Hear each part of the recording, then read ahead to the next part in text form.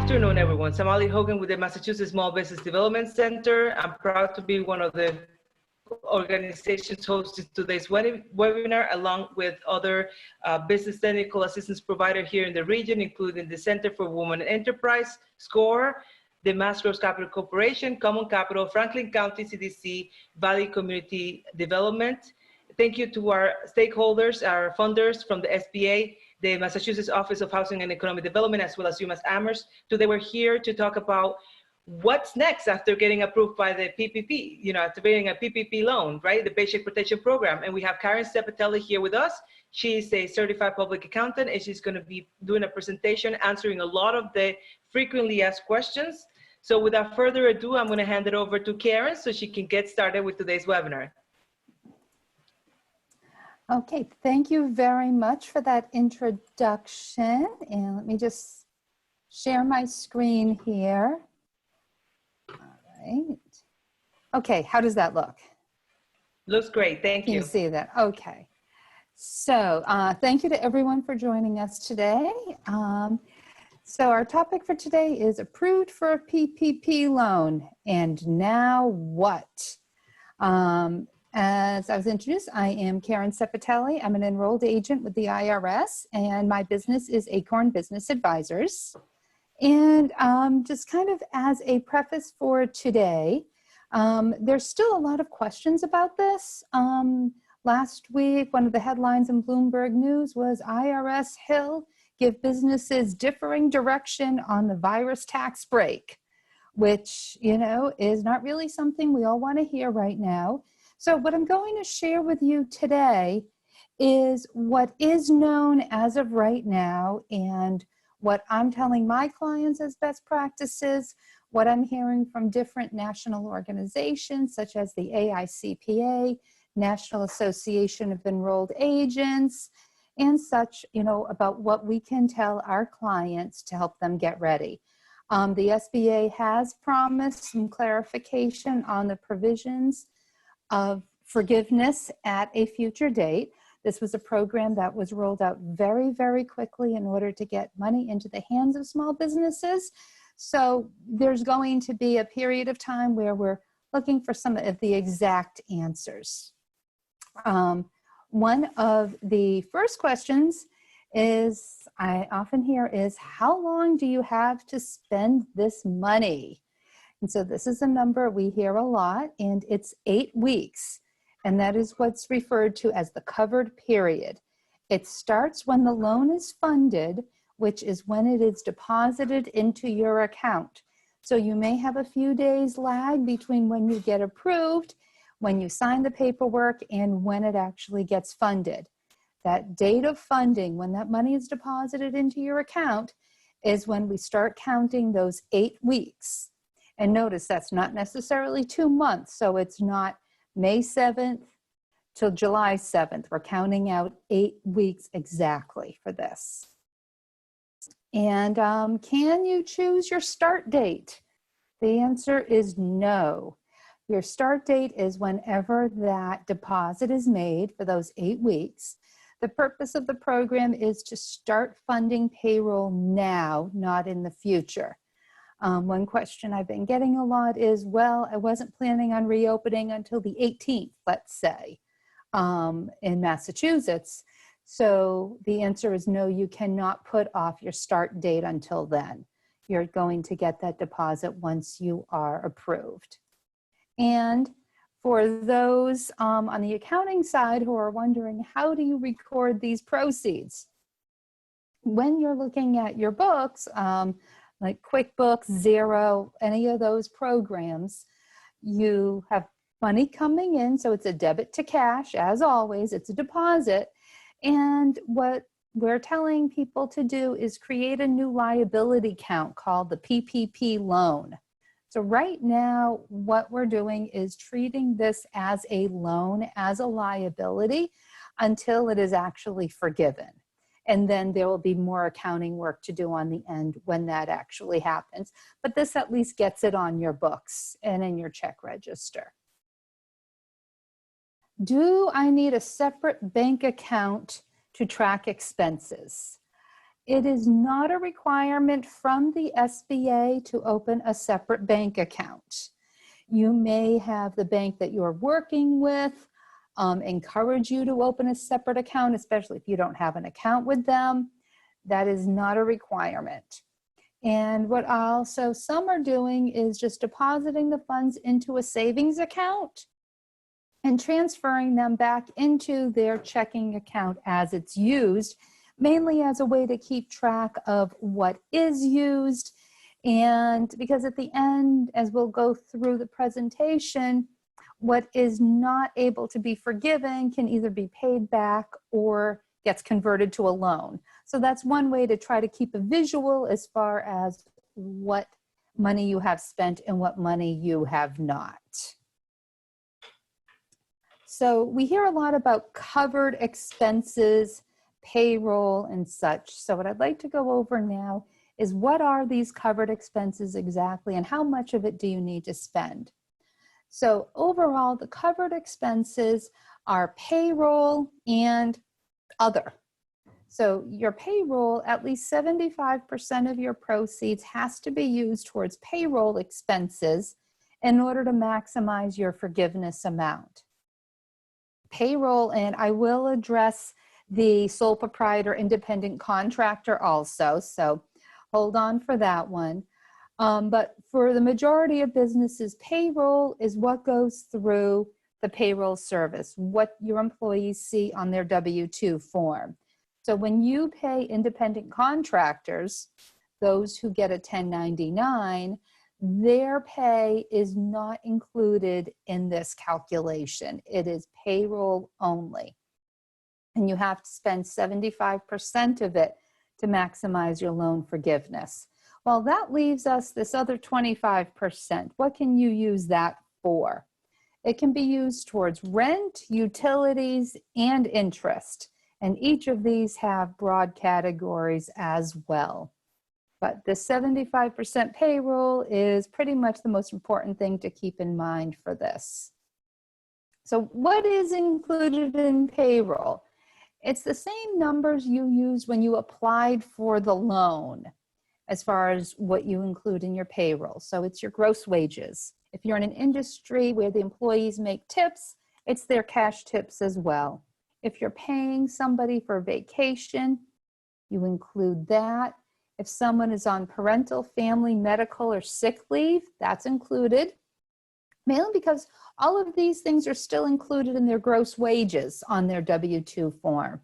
When you pay for group health insurance for your employees, that is included for payroll. Retirement, so if you do a 401k match for your employees, that is included as payroll. And state and local employer taxes. So that includes things such as Massachusetts unemployment taxes. What is not included as of right now is the employer's match for your Social Security and your Medicare. So when businesses file their Form 941, they're remitting the taxes that they withheld from their employees for those two items, and they're also matching that. As of right now, that is not included. It was not included when you applied for the PPP loan. I know there is talk on Capitol Hill to try to get that match included as well. As of right now, it is not, or at least the last I heard this morning. So that is payroll. Now it's a good time. I'm just going to throw in this question about independent contractors. So if you're an independent contractor and you're just you file a Schedule C, your payroll is the average weekly amount from your 2019 Schedule C. So if you made $100,000 last year profit, your weekly payroll is $1,000. So you can get up to $8,000 forgiven as of this year. So it just goes right off of that amount from last year. And so you just want to remove that amount, whereas you're not doing a W-2. But we can talk more about that later as well. But now, what if you've already laid off your employees? What if they've all gone home at this point? What do you do with the PPP money? Now, the program's intent is to pay the employees regular pay. There's nothing specified whether they actually have to be working or not. So that is something to keep in mind. So some of my clients, once they get the PPP funds, they are paying their employees their regular wages, keeping them on the health insurance, all of those benefits. And the employees either are not working at all or they're working reduced hours just because it's not needed. So you can do that and bring people back at this point. And there's going to be another slide later on about full-time employee count. And that would be a question for like an employment law attorney about rehiring people and things like that. All right, another item that is a limitation here is when you applied for the PPP loan, you could only include up to $100,000 worth of wages for each employee. And so now that you have the PPP loan, where does that come in? So if you have someone who makes like $150,000 a year, you can only include $100,000. And for this 8-week period, that $100,000 is prorated over the 8 weeks. So over on the example on the right-hand side, if you pay payroll on a weekly basis, any payroll over $1,923 gross is disallowed. And that number comes from $100,000 divided by 52. So you can't suddenly pay someone making $150 more per week in order to get more included here. And the same principle holds true for biweekly payroll. They're limited to $3,846 per week, which is the $100,000 divided by 26 pay periods. So the amount that you're claiming weekly or biweekly is not necessarily the entire gross payroll. If you have someone over $100,000, it gets limited. All right. And we hear a lot about having to keep the same number of employees. So the term FTE is thrown around quite a bit in some of this paperwork, and that just means full-time equivalent employees. 40 hours a week is one employee. As an example, if someone's working 24 hours a week, they're a 0.6 employee. If they've got 20 hours a week, they're a 0.5. So part of the calculation when you went to get the loan was stating how many full-time employees you had. There's a base period that was used, which depending on your particular business was either February 15th, 2019 to June 30th of 2019, or if you were not in business in 2019, between January 1st to February 29th of this year. So that is your base period that you're going to be comparing everything to. So basically you have that base period from when you put in your application, and now with each week's payroll, you're going to be figuring out how many employees you had on a weekly basis. If the numbers drop between your base period and what's actually happening, some of your loan is not going to be forgiven.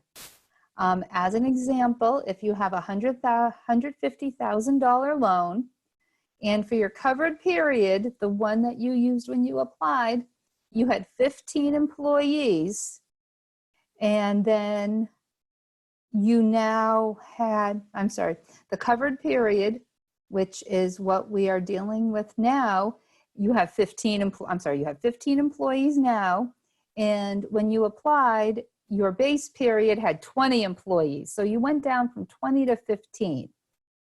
So if we take 15 divided by 20, a bit of math here, times that $150,000 loan, that's $1,112. $112,500 can be forgiven as part of that loan. So you can't use the whole thing because you didn't maintain that same number of employees. And the remaining amount in this example would be converted to a loan. I've heard various questions asked, from a number of groups. Well, what happens, if this happens? What happens if, last year after June 30th in 2019, you had already let go of a number of employees to begin with? How is some of this stuff going to be treated? What if there's a good reason you have less employees? Stuff like that is still being worked out. And I'd say, when you get to the forgiveness process, that's something to talk to the lender about and see what the final regulations say. One of the other things the forgiveness is looking at is what if the employee's salaries drop by more than 25%? Now, this one gets a little more complicated in that you have to look at every employee who made less than $100,000 a year. So if you have 10 employees, you're doing this calculation 10 times.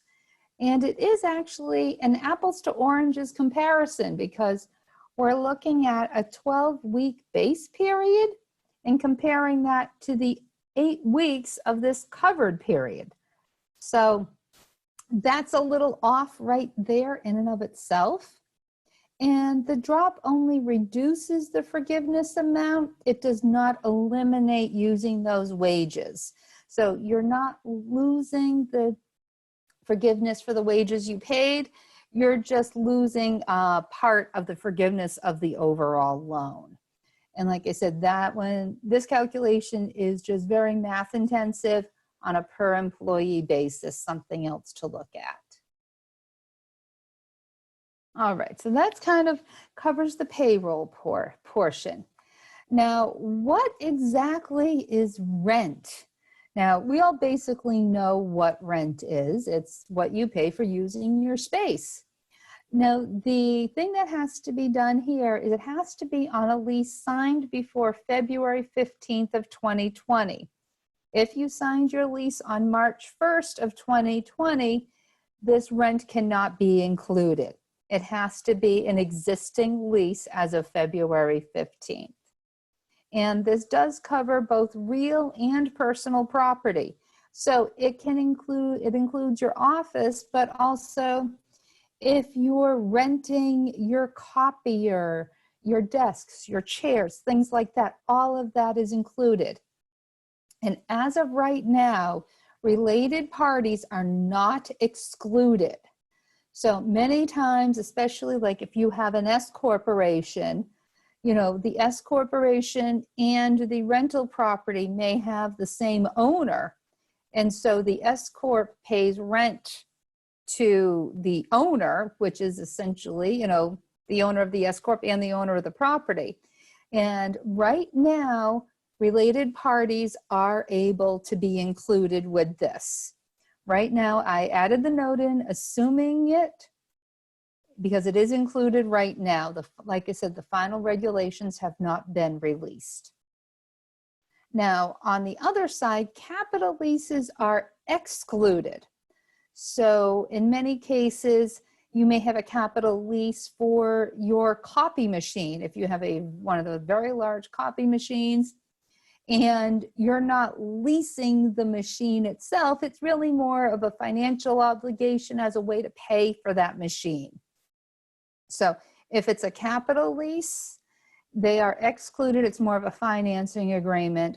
One way to look at it is if at the end of the lease, you get to keep whatever that thing is, then it's not included here. It's more of a financial agreement there. Is rent. Utilities are pretty far reaching at this point. Once again, we see this date, February 15th. So it needs to be something you had before then. So let's say you didn't get your phone or your internet hooked up until March 1st, then you would not be able to include that. So utilities are a lot of what we think of as utilities. the electricity for your office, the gas for your office, the water bill from the office. I have not seen sewer specifically named as being part of the utilities, but everyone I've talked to, everything I've seen, we're all going to just, include that as well, because sewer most of the time is based on usage of the water. So it's an extension of that bill. Your telephone and your internet, every business needs those. And telephone does include your cell phone as well. So if you have a cell phone that you have been writing off as part of your business, include that as well. Just a little warning there, if the cell phone, happens to have everyone in the family on it, only include the main line and any line used for business, not for, parents or children or spouses or anyone else included on that as well. Transportation is kind of far-reaching. So far, we've been reading that to include gas for the car. Fortunately, none of us are going too far these days, so there's not much there. But also, transportation expenses. Those have not been clearly defined, but you know what? Keep track of everything at this point. So utilities, we have a lot of different things. Another question that we do not have an exact answer to right now is for those that have a home office, where you take that home office deduction. Let's say, 20% of your electric bill goes towards the home office. Right now, we're telling everyone, keep track of it. Keep track of it unless we are told specifically not to include it. Keep track of it and include that in the amount when you apply for forgiveness. Now, what if you pay your utilities with a credit card or with a credit card there? Let's face it, we all want to get those points. So many of these expenses just go right on to that. What we're advising everyone to do right now is to make sure you make a payment to the credit card to cover those utilities charged during the 8 weeks. So generally speaking, something that is charged in the month of May, the payment may not be due until June, but if your 8 weeks is ending at the end of May, you know what? Log into your credit card company and just make that extra payment. Let's just make sure that the payments you make during the 8 weeks cover any utilities that you charge to that card during the 8 weeks. This is another one of those things where the guidance is not clearly black and white, but this is a way to cover yourself so that if it does come back that it's more on a cash basis, then you will be covered, because by the time you apply and it might be gone, and you find out you can't do it because you only made the minimum payments on your credit card and it wasn't enough to cover these utilities, you would have missed out. So just make sure that extra payment is made to cover yourself. Interest expense. So interest expense includes interest on loans secured by real or personal property. This does not include the interest expense from your credit cards, your line of credit, or anything like that. Loans secured by real or personal property. And like we talked about earlier, personal property can also be, you have a lease for a copier, that's a true lease, office furniture, anything like that. And once again, it needs to have been signed before February 15th of this year. That is going to be a date we see all the time. So if you had a line of credit that was secured by real or personal property, then that interest is included in this calculation. So it's a matter of looking at your loan documents. Many lines of credit are just a personal guarantee from the business owner. In that case, it is not deductible. for forgiveness, but if it is secured by real or personal property, then it is deductible. So through this whole process, a lot of us are going to learn the intricacies of our business here, because there's a lot of questions we need to answer. In my bookkeeping and tax practice, one thing I am always saying is document, document, document. You can never have too many receipts. You can never have too many papers. And in this case, we want to keep everything. Some of the things we want to keep, you know, your payroll tax filings, your Form 941s, and your payroll registers.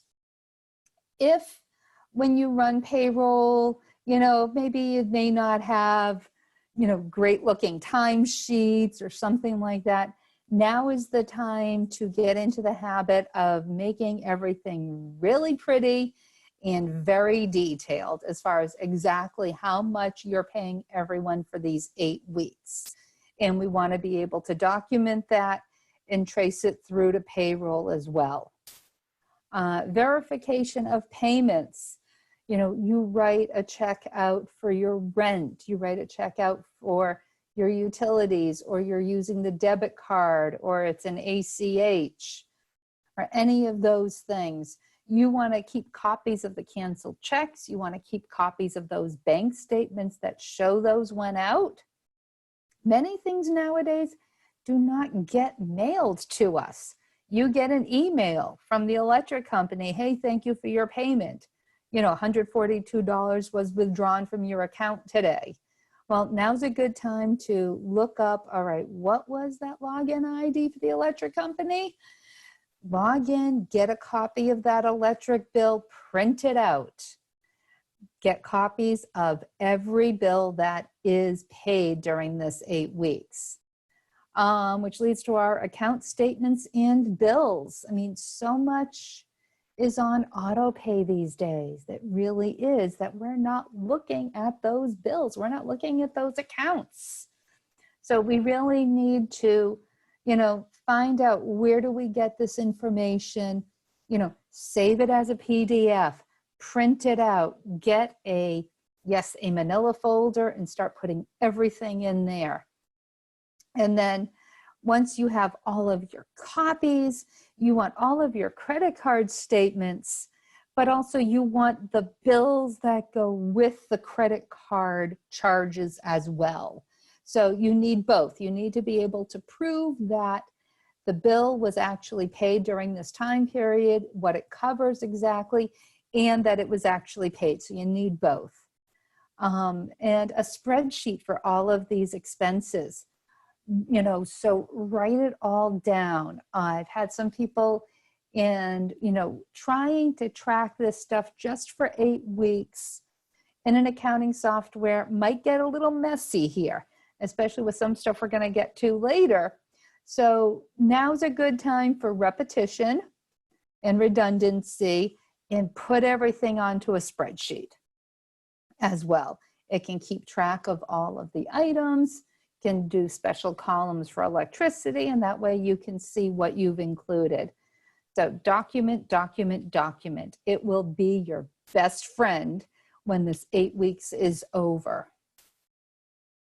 So questions about some of this stuff. We had talked about that 75-25 split, but you know, what if your payroll has gone up or something else has happened? Can you spend 100% of your loan strictly on payroll? And the answer is yes. You can spend 100% of your loan on payroll. That is perfectly fine. Then you won't be adding in the utilities, rent, or interest. You can't go over that 100% for forgiveness, but, you know, obviously, but you can definitely use 100% strictly on payroll.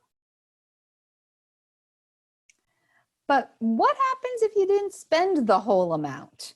You know, the bills went down, the payroll went down, you know, things happened and you just didn't spend the entire amount. If you have money left over, you have two choices. You can return the unused funds And this is where sometimes having it in that savings account is kind of handy because you didn't spend it on anything else. It's still sitting there. The alternative is you can take that extra money and convert it to a loan. And that loan, we'll get into more details later, it's essentially a 1% interest loan for 2 years. So you don't have to give it back. You can just use the rest and use it as a loan itself. Which is kind of why I use the little picture here with money growing on trees. So, and you get a little bit extra that you can use now however you want. Once it's converted to a loan, it's up to you what you do with that.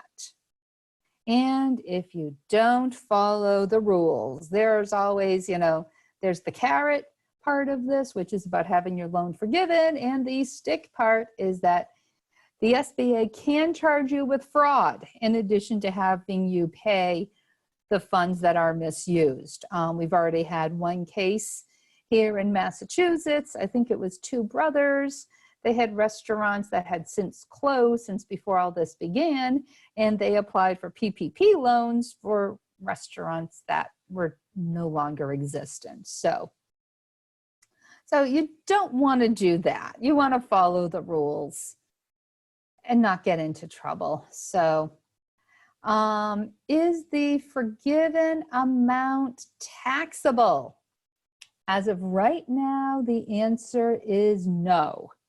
It is not taxable. If you got a loan for $50,000, $50,000 was forgiven, you are not paying taxes on that $50,000 as of right now. Also, as of right now, the way everything is written, the expenses you paid with that $50,000 are not going to be deductible on your 2020 tax returns either. So it will essentially be a wash. You're not going to pay taxes on the amount of the loan, and you're not going to get a deduction for the expenses. Right now, that is how it stands. But I added in, it is still being debated in Washington as far as whether or not this is exactly how it's going to happen. There are a number of lawmakers who are trying to make this so that you can still deduct the expenses, but then what do you do about the loan?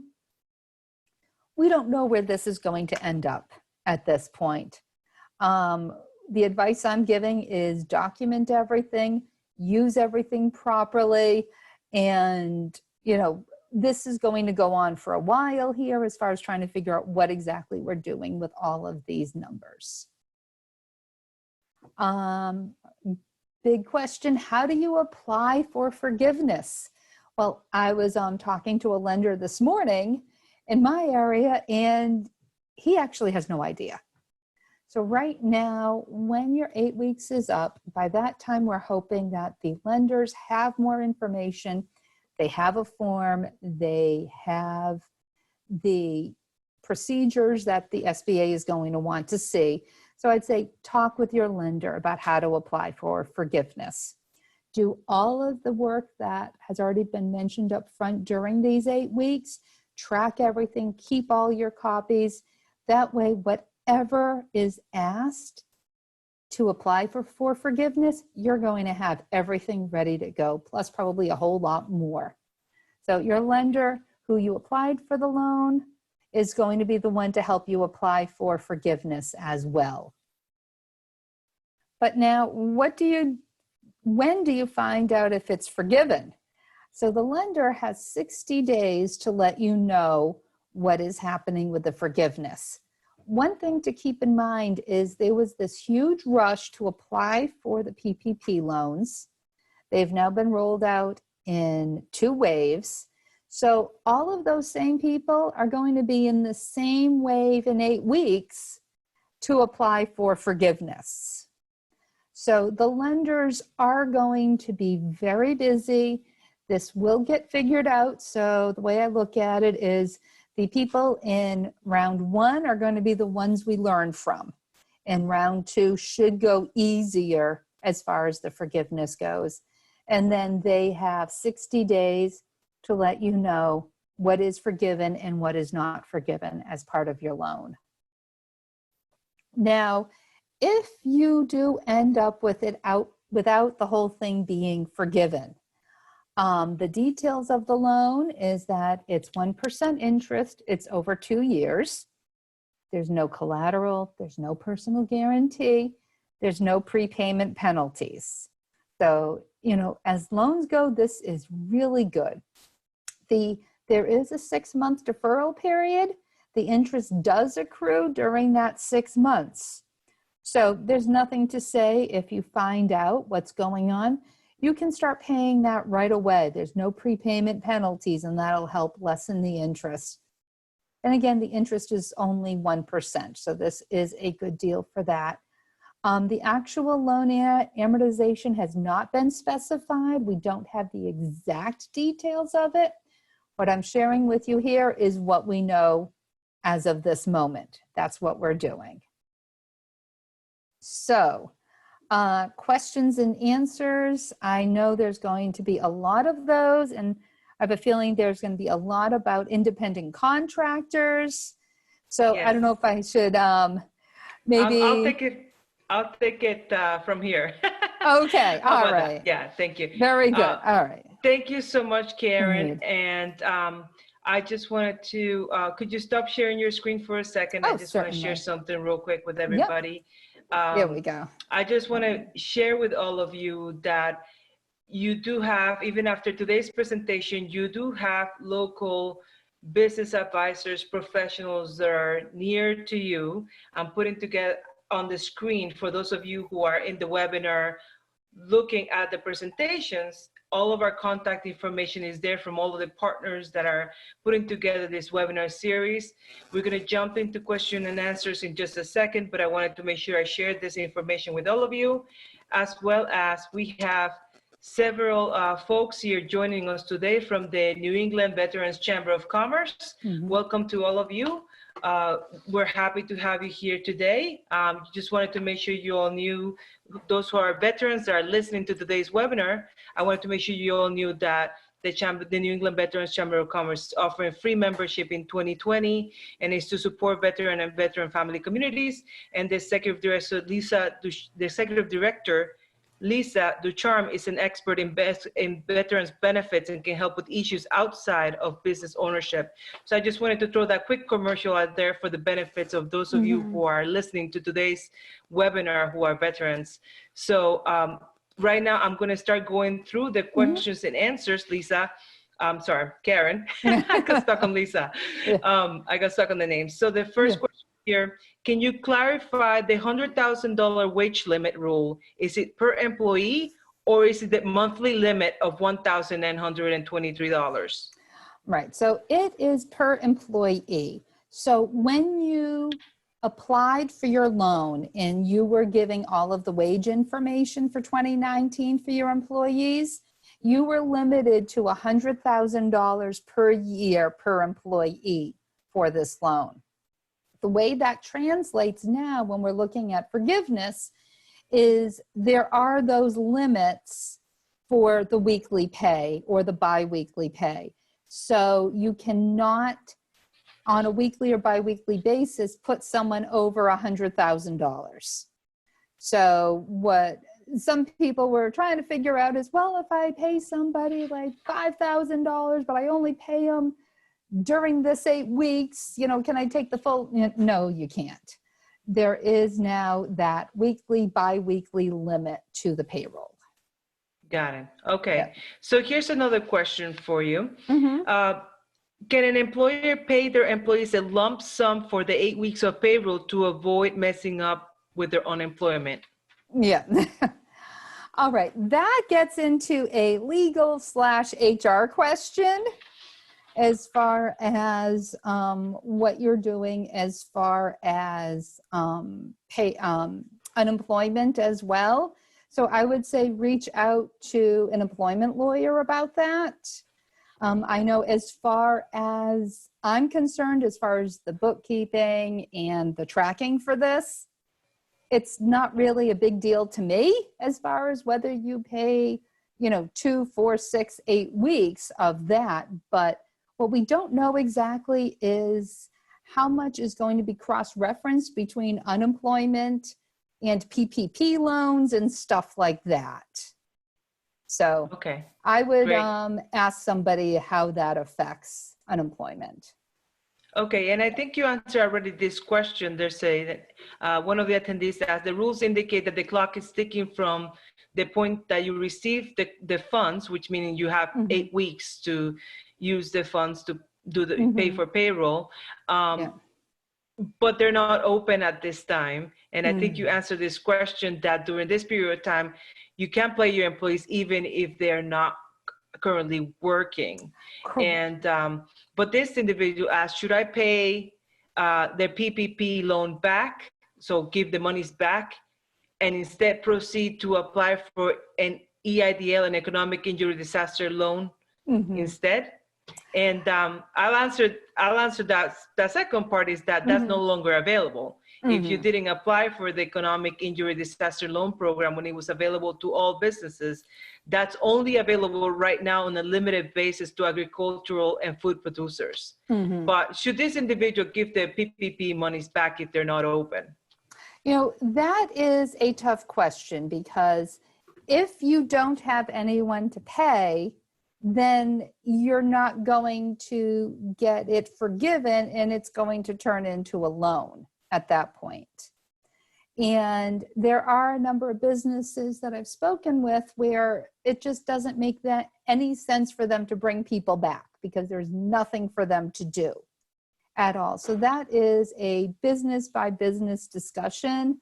I'd say, you know, talk with someone who understands your business, someone who knows your business, and things like that, because I have talked to people who have given the loan back because, you know, now that it's gotten more clarity about what it is, it does not fit what they need. Right. So you're not, you don't have to take it if it's offered. Right, right. But you do have, I guess you have to give an answer within 20 days of having received it. If you're not going to use it, you have to get back to your bank. Right. So, but what's going to happen with your bank is, you know, and check with your lender specifically. When they started making some changes, they gave everybody until May 14th to just give back the money, no questions asked. Your individual lenders, when they tell you you've been approved, you have X number of time to accept the loan and things like that, at which point it just defaults. And then if you do accept the money and then you decide it's not going to work for you, I would check with your lender about the procedures to return it. All right. Now, here may be an easier question. Yeah. And I want to remind everybody, we're here until 3 o'clock. So we have a whole other hour to go through your questions. So if you have questions, hold off on them. We have quite a bit on the queue right now. And someone may have already asked your question. So let's avoid repeating questions and let's just hold off for a little bit while we get through some of these. So can you give us an example of transportation costs that could be paid for with the PPP? All right. An example is if you have delivery trucks, let's say, the gas that you're putting into your delivery trucks would be covered under this program. You know, as well as if you have employees or the business owner, you know, you're still most likely going to the post office and checking the mailbox. You may still be going to the bank, just going through the drive-through and depositing checks. So all of those reasons where you would have had, you know, transportation, gasoline expenses before that are tax deductible, those would be the things that are included here. Now, is an IRS payment considered a utility? No, it's not. I didn't think so, but I figure ask the question since it was asked from someone else here. Yes. No. Is health insurance still covered for 1099 sole proprietors? I guess this is kind of tricky here because a 1099 is actually a contractor, but I get it. This person might be a contractor, this is a sole proprietor. So the question is, they pay $1,051 a month. Is that covered? The understanding right now is no. And the reasoning is that For a 1099, Schedule C, sole proprietor, however you categorize that person, the health insurance is not a business expense. That does not get put on the Schedule C. The health insurance gets deducted on Form 1040 as as their insurance expense for a sole proprietor. And for that reason, right now, it is not included. That is the kind of thing where maybe it will change. But as of right now, health insurance has to be under the company name. Okay, great. Yeah. How are FTEs, so full-time employees, computed for part-time employees who do not work consistent hours? Okay, so what you would do is take it each week. So if you have someone who worked 20 hours in 1 week, you would put them in the calculation as 0.5, as half of a full-time employee, that sort of thing. And the best way to keep track of your full-time employees is to simply, each payroll that's run, figure it out, and then week by week by week, do it, rather than trying to take an average of, oh, okay, Susie worked 40 hours, then 20 hours, then 30 hours. That gets too confusing. Do it week by week by week, and then take the average at the end of the 8 weeks. Okay, great. Do you know of any payroll providers such as Paychecks if they plan to prepare a report for submitting documentation? My guess is they all will. At some point, most of them have come up with reports to apply for the PPP loans. So doing it to file for forgiveness to me seems like a really easy thing, but I'm not a computer programmer. I've been wrong about these things before, but I would expect that to happen, although I have not seen it yet because nobody has reached the end of the 8 weeks. Okay, great, thanks. Yeah. In regards to the credit card payments, what's more important, the credit card payment date or the date of the actual charge? All right. Right now, from what we know, I'd say both. Because in the real world of taxes, when you're doing your tax return at the end of the year, all that matters is the date it was charged. The date that card was swiped, it becomes a business deduction. Now, what's making this a little fuzzier with the PPP is that it seems like a lot of it is going on the cash basis during those 8 weeks. So we don't have exact guidance if credit cards are going to be the date swipe or not. So I tend to lean towards being very conservative with this stuff. Let's make sure you don't get denied for something little like the payment was made on the 4th, but your 8 weeks ended on the 1st. So that's why I'm saying, take a look at that. Make sure you pay at least that amount during the 8 weeks, just to be on the safe side. Right. Yeah. So here's a somewhat related question. Can you prepay for office rent, say, for example, to the end of the year to use the rest of the funds? That is a good question that I've had a lot of people asking about. Right. So now one thing to remember with rent is it still can't be more than 25% because you need 75% at least to be payroll in order to be forgiven. So some of the calculations kind of have it built in where you probably could not pay a year's worth of rent and still have it all count.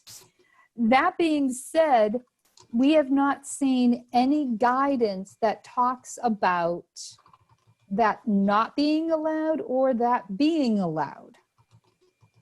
So, I mean, what I'm telling people is don't count on that, although we're really not 100% sure. And, when I get into client conversations with some of these things, I'm always like, all right, does it pass the smell test? Right. This was supposed to be helping you during this 8 weeks and 8 weeks only. So was it the intent of the loan to cover rent for the next year, you know, that may not have been in the spirit in which this was written. So Great. I'm sure as things start happening and as the first cycle of people applying for forgiveness starts, we're going to learn a lot more. So. Right. Great. Yeah. Now, there seems to be a bit of confusion between, in regards to the employees, part-time versus full-time. What is considered part-time versus full-time? And also, what if your employee, I think you talked about this earlier too, about the change in number of employees, even during that 8-week period. Yeah. And I think you just talked about more about documenting all of those changes, right?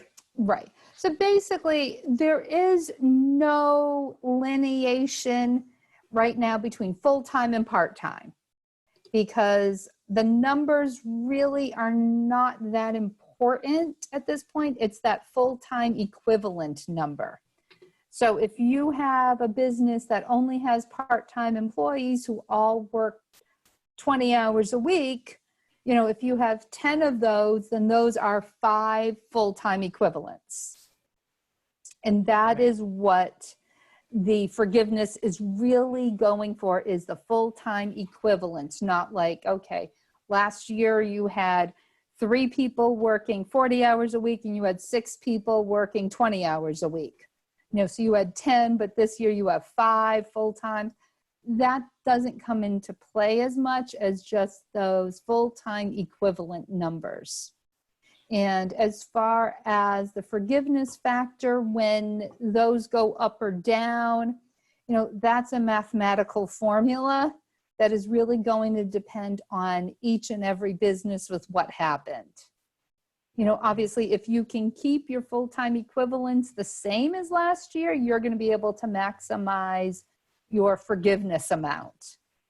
If you went down, then you're going to proportionally lose some of that money from being forgiven.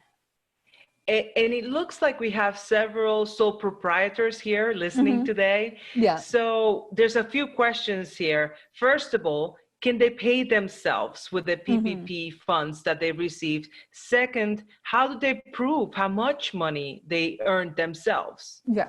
Okay, this is a very interesting one, just because sole proprietors, you know, it's a different world. It really is. I actually had the opportunity to talk to a loan officer this morning, and I told him what I was doing this afternoon, and I said, all right, here's my understanding of the sole proprietors. Am I right? And he told me, as far as he knows, yes. So here's my understanding of this.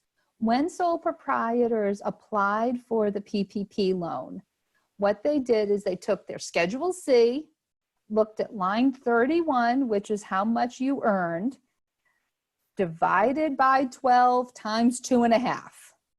So that was the amount that we could apply for as a sole proprietor. Now, what happens is the amount of money you can pay yourself. Now, this is what's a little bit, which is actually very different from a business with W-2 employees, is what you really should be doing is you get your PPP loan, take your weekly salary from 2019. So now you take that line 31 and you divide it by 52. And what you can take as your pay each week is that weekly amount. Or you can take that whole amount times 8 and take it all out of your PPP loan all at once. That, as of right now, is what the lenders are going to be looking at for payroll forgiveness. Now, because of how this whole calculation was done, that payroll amount is going to be less than the amount of money you could apply for. So what you can do with the rest of that money is, okay, pay for your transportation, pay for your cell phone, your internet. This is where we don't know what exactly to do with those home office utilities right now, but track it and stuff like that. So as far as self-employed, payroll, I'm putting that in quotes because self-employed people are not on payroll, the amount is going to go by the amount in 2019.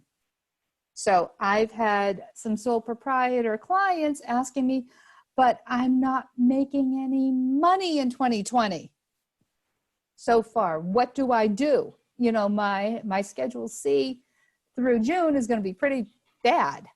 But I'm like, all right, it doesn't matter because it's going off of the 2019 number. Right. Right. Please let me know if that makes sense, because it is. Yes. It does make sense to me. But I'm going to throw a wrench at it. And the wrench is going to be, yes. yeah. I hope you have water near you, or, you know, or maybe a fan or something. Yeah. Okay, good. Pandemic unemployment assistance. Now, for those sole proprietors who have been on unemployment, now they've got the PPP loan. What happens next?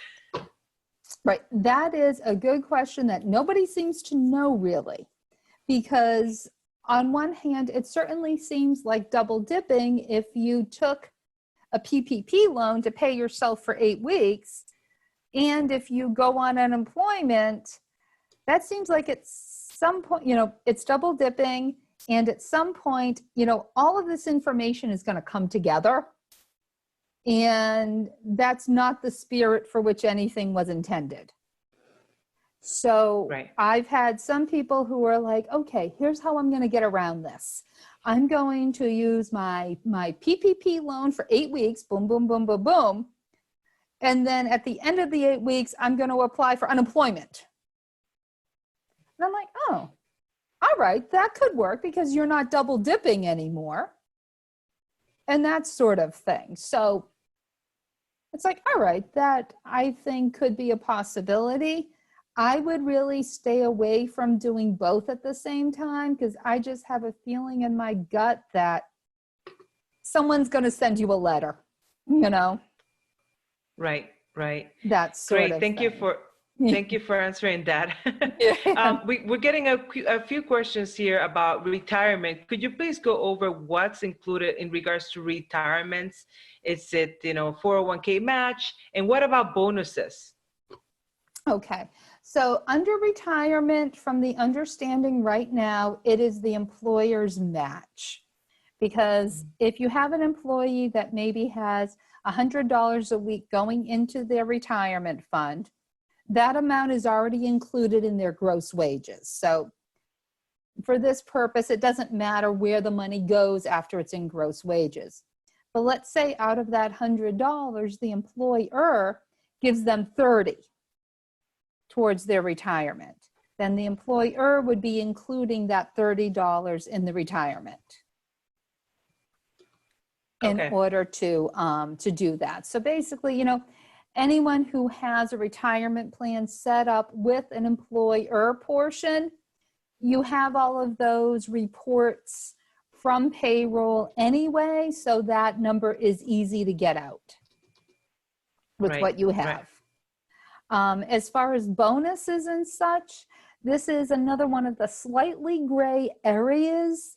Once again, it's like, okay, does it pass the smell test? Like, okay, you know, let's say you got the loan to cover, let's say, $100,000 worth of payroll, but you've let everybody go. You have 2 people left.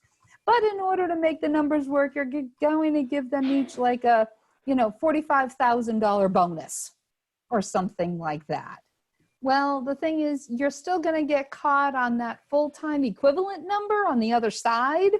So it may not do as much good as you think it is. You know, my thing is always document and have a reason for it. Like I have one client who was talking about paying people hazard pay. It's like, okay, so we start going through some of that. But some of the people he had included for hazard pay were working from home.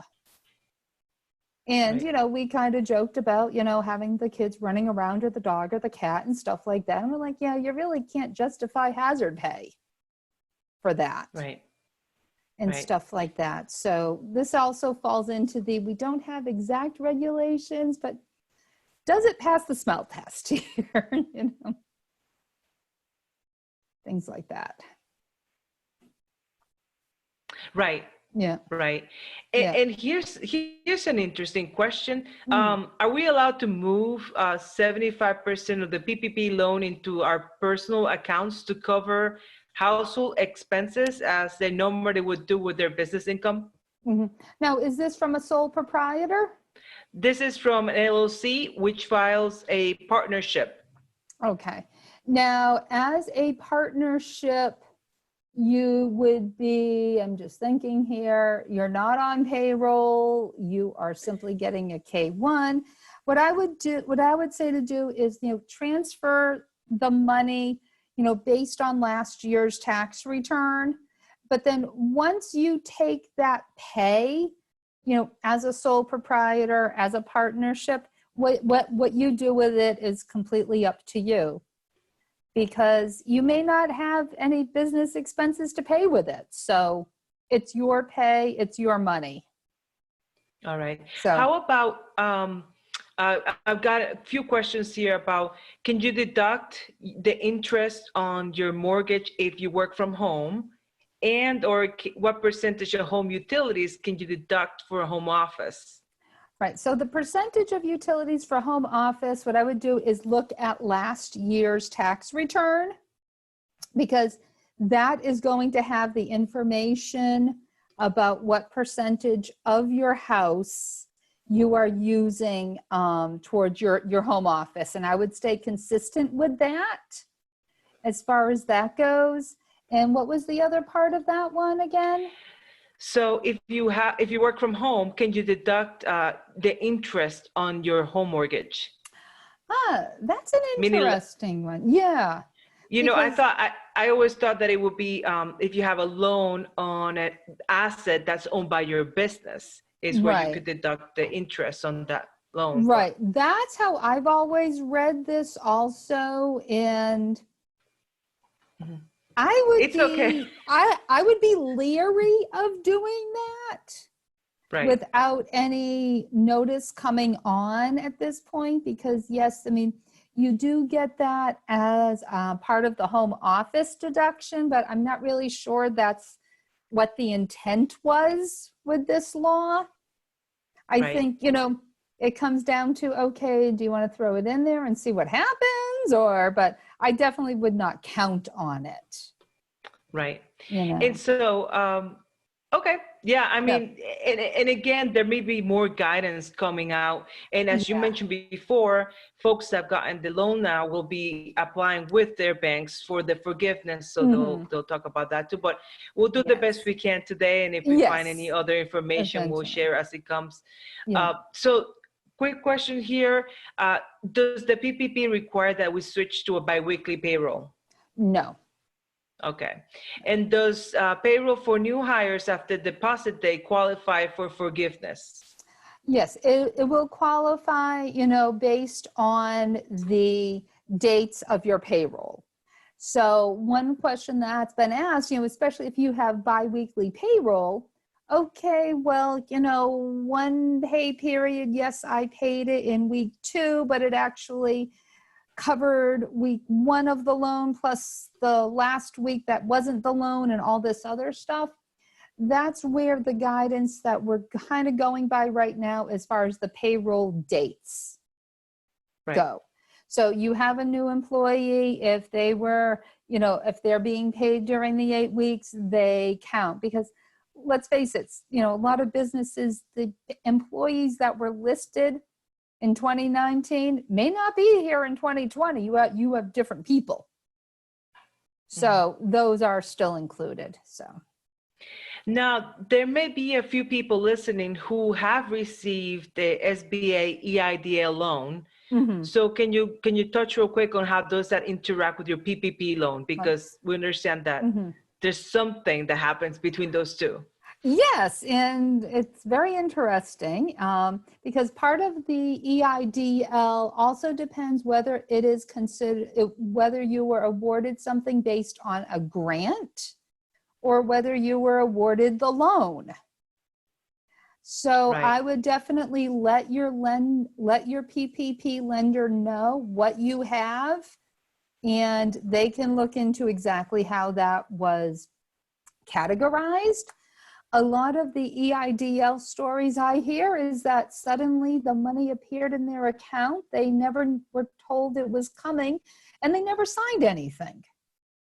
Right. So I'm like, Right. well, if you didn't sign That sounds like the anything, grant. it sounds like a grant, but the Mhm. fact they didn't like send you a, hey, congratulations, it sounds like a grant. But I'd say let your lender know and let them make that determination, because if you got part of that as a loan, it counts, it can count against what you're going to get for the PPP. But if it was a grant, it isn't. So which one did you get is really the big question. Right. Yep. So, so here's another question. So here's someone who plans to use the monies, the PPP loan, the 75% for payroll, but they don't have a lot of other qualified expenses. So could they wait until the end of the 8 weeks to use that money for those expenses? You mean Or do they need to spread them through the 8 weeks? No, you can spend it anytime during those 8 weeks. You can spend it at any time. And here's another question. Could the PPP money be used to pay for debt? For debt? Yes. To pay for another loan or other things that you owe. That's not one of the things outlined where you can, apply for forgiveness and things like that. So, and that's not one of the included expenses for the PPP loan. What I would say though is when you go through the whole process, and if at the end you end up with some extra money that you convert to a loan, I mean, a 1% loan is not bad. So I think you could take that extra money and apply that to a higher interest loan. If you still have that sitting in your savings account, that sort of thing. But the thing to remember is that the PPP loan is only lasting for 2 years. Right. So that sort of thing. But no, paying off debt would not be one of the covered uses for forgiveness for the original PPP loan. Right. So here's thank you for that. And here's another question.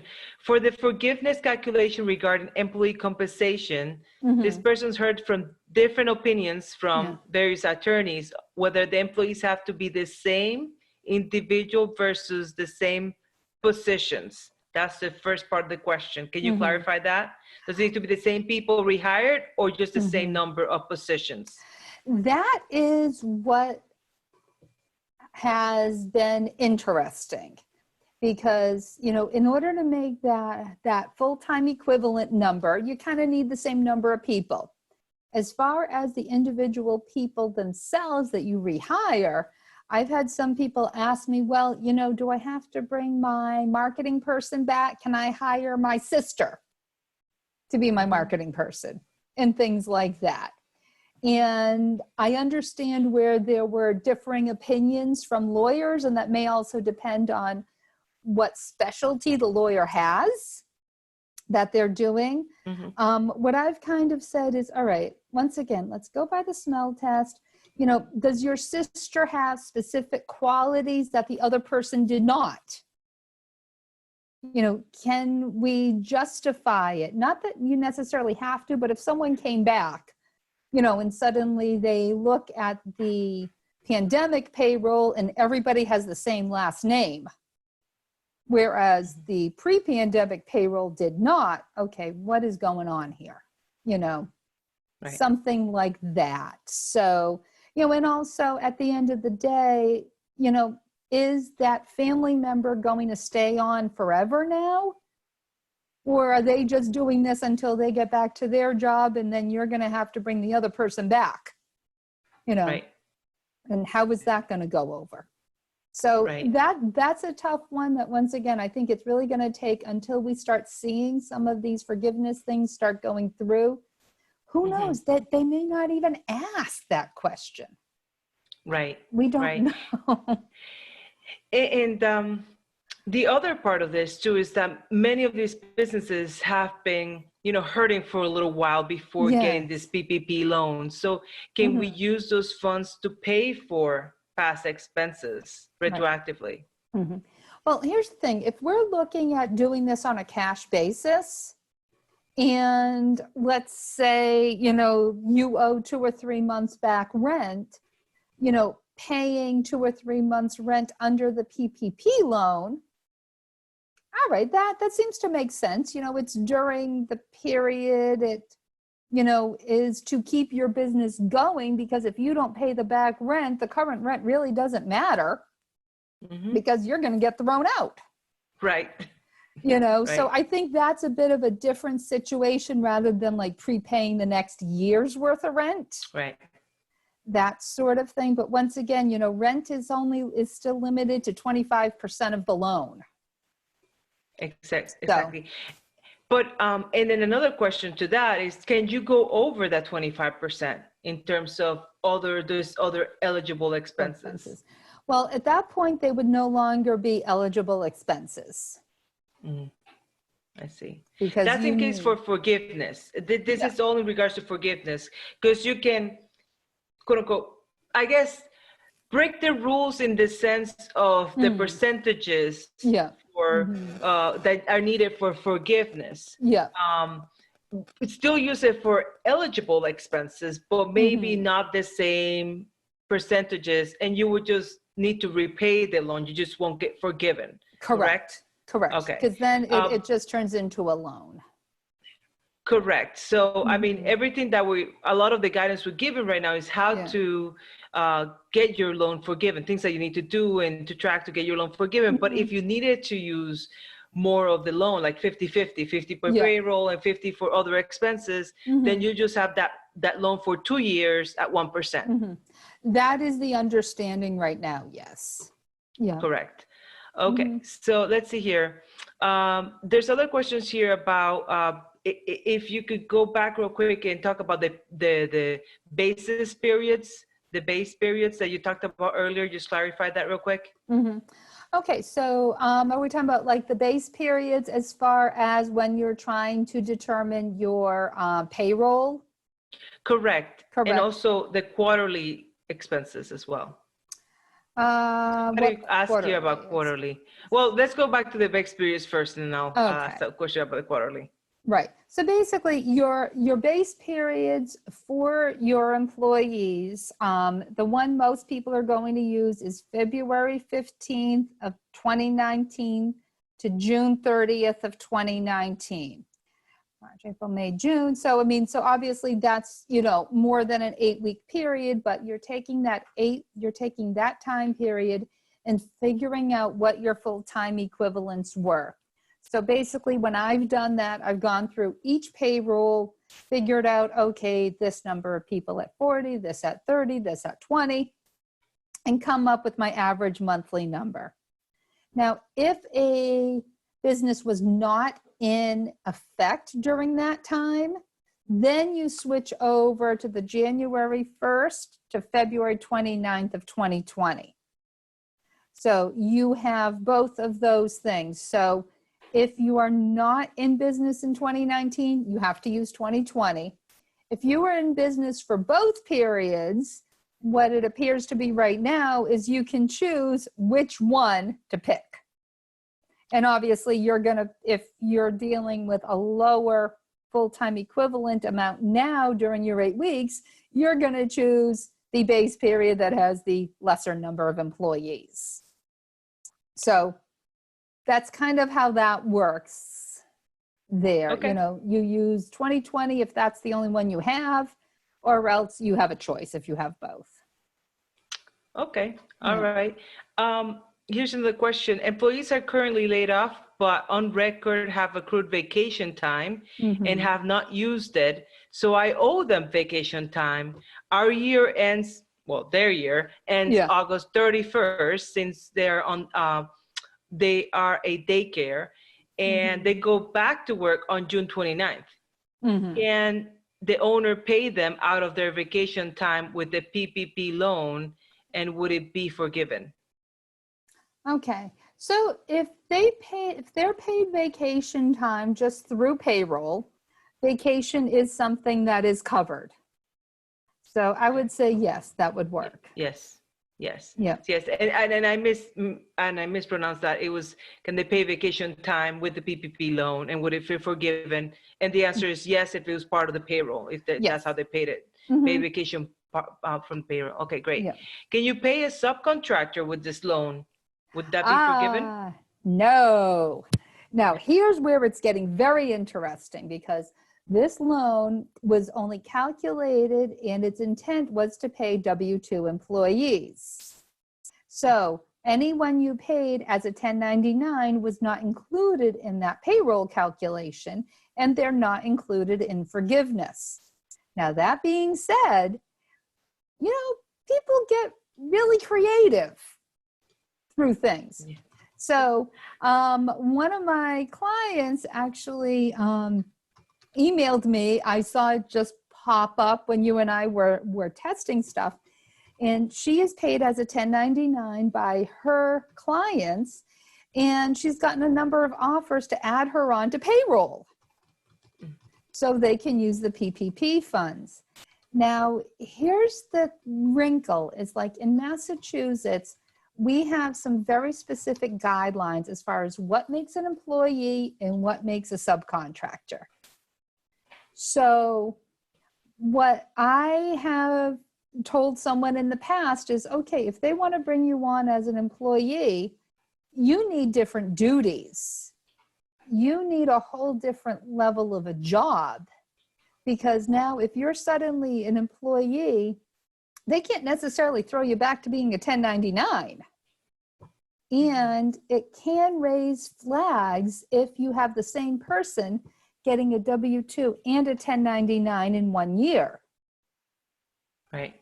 So that creates some issues. I did see one thing where with the approval of their HR person, a contractor was brought on as an employee, but in a different capacity, not doing the same thing.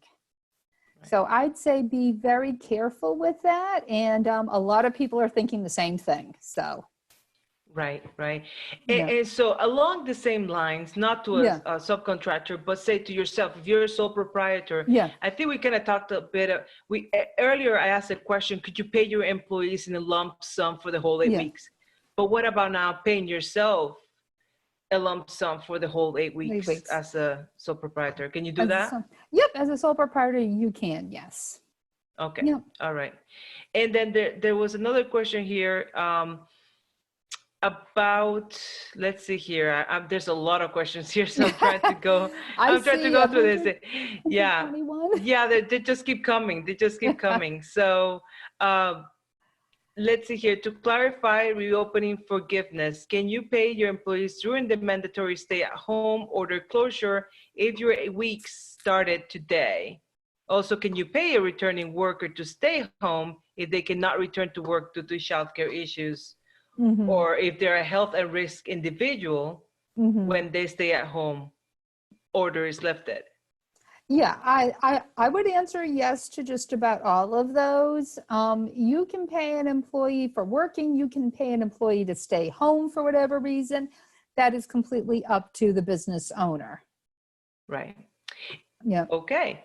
So switching gears here a little bit, for a restaurant, cash mm-hmm. tips are included as payroll, even though it's not an expense of the restaurant? Yes, it would be included as that. And what I would do is, when you go back and look, pay the cash tips now the same way you figured it out when you applied for the PPP loan. Just stay consistent with it. Right. Because cash tips were included in the amount you applied for.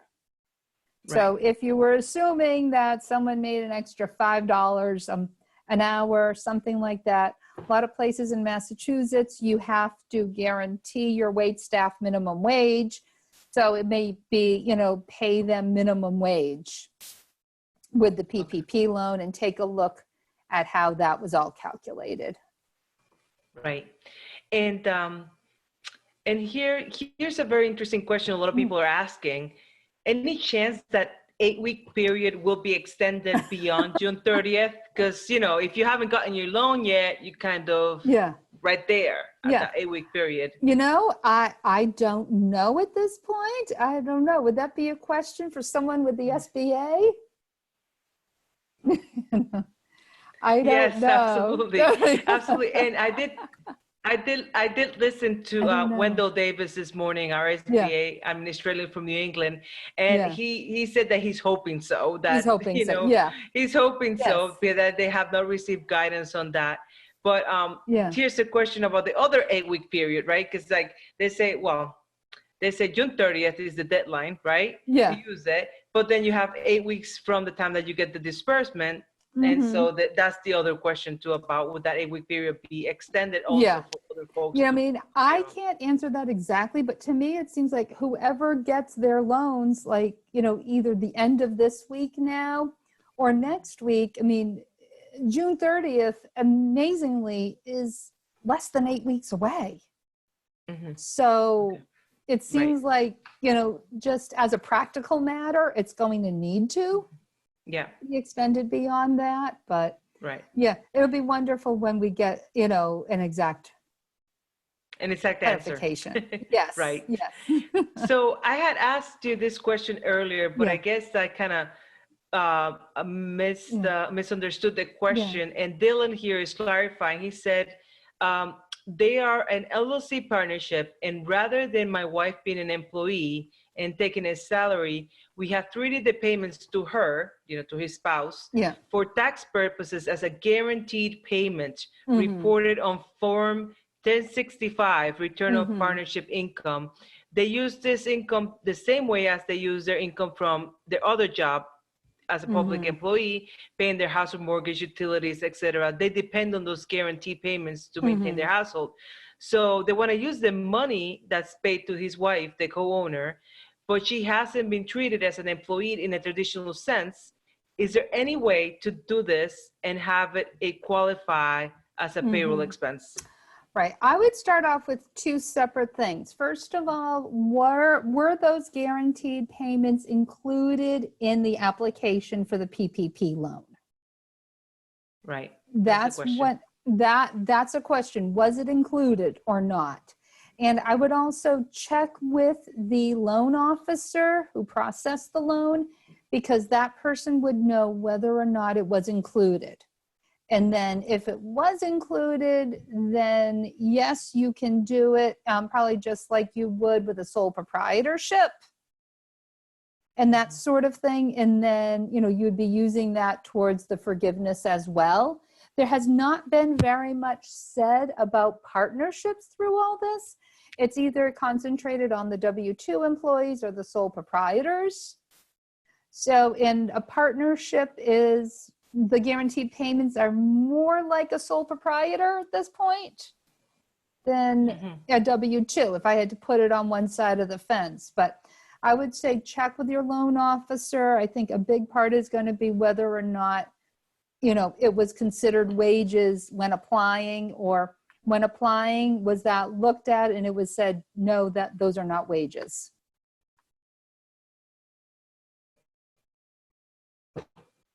All right, and I believe you have frozen. Wait a minute, you just moved. All right, I don't know if I'm frozen or not with you. Okay. All right.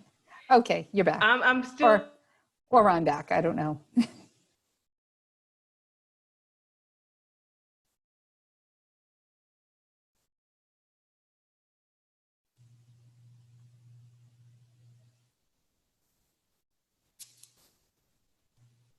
Okay.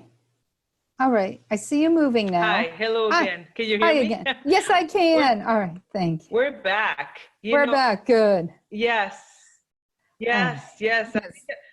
This is the first time I've ever got kicked out of my own webinar. What is going on? Maybe I'm asking too many questions. Just kidding. So, I know so let's, you're doing a great job. I keep seeing the numbers go up and up and up for those Q&As. I don't know if that's good or bad. I Bad. guess at the end of the day, we're gonna try to get to everybody's questions if we can. If we can't, we'll do our best. I Yeah. do have a raised hand here from Kelly. Let's listen to another voice. Let's Okay, allow sounds Kelly. good. Kelly, can you ask your question? Go ahead and unmute yourself. Okay. All right, Kelly D. All right, so I guess, while she figures out how to, or he figures out how to mute himself, I'm gonna keep asking a few more questions. All right. So can a company provide the remainder? So like if you didn't use all of the funds from the PPP, can you return whatever you didn't use back to the bank? Yes, you can. Okay. Yep. So you do have a choice at the end with any leftover funds. You can either return it to the bank or you can take it out as a loan. Okay. And there was you mentioned something about the 25 decrease in wages rule. Can you explain that again? They're not sure if they understood the 12 weeks versus the 8 weeks.